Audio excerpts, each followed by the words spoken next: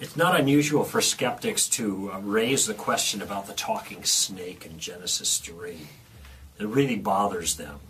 I think it's really ridiculous. You know, it occurs to me, I've never heard a skeptic talk about the talking jackass in the book of Numbers, you know, Balaam. Maybe it's because they're used to hearing talking jackasses, I don't know, but not snakes. In any event, how do we respond to that particular issue? And the way to respond, I think, is to point out that these things have worldview ramifications, or maybe put a different way, a thing is either ridiculous or not ridiculous based on the worldview you're committed to. An atheist is committed to a materialistic worldview. In the atheist world, not only do snakes not talk, but snakes can't talk. Nor can donkeys, for that matter, but that's another issue. And so consequently, if they read about snakes talking in the Bible, this must be really ridiculous, this must be stupid. But of course, that would be true of any miracle in the Bible. And in fact, that's the way they respond. They just like to pick on this one because it seems the most bizarre. For Christians who feel uncomfortable about the snake talking, I just want to remind them that the talking snake is no different than any other miracle in the Bible. Page back a couple of pages to the first line of our story, and that line goes like this: in the beginning, God created the heavens and the earth. Now that's a miracle. That's the way our story starts. The whole story then is grounded in the idea that unusual, miraculous things can happen in the world because there are beings outside of the material world who have power over the material world.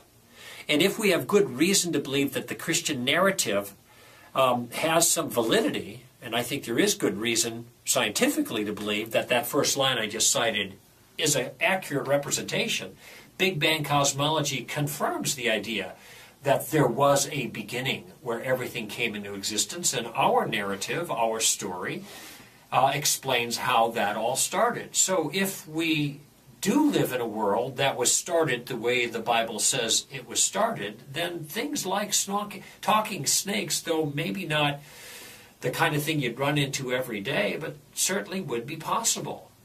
Satan is a real spiritual being. Spiritual beings can use physical bodies to speak through. I'm doing it right now.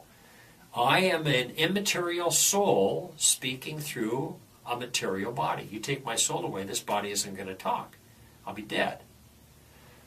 So something like talking snakes, though it is unusual in our worldview, they're not impossible.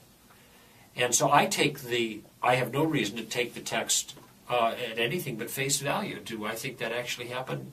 Yeah, I think it did. Do snakes routinely talk? No. But anything can happen in a world where miraculous things are possible. Doesn't mean anything does happen. It simply means that if we have good reason to believe that God is speaking accurately through His Word, then there's nothing unusual about the idea that Satan, a powerful spiritual being, can take a snake and use it as a vehicle of communication, just like God used the donkey as a vehicle of communication, or a burning bush as a vehicle of communication, or in a certain fashion even you or I.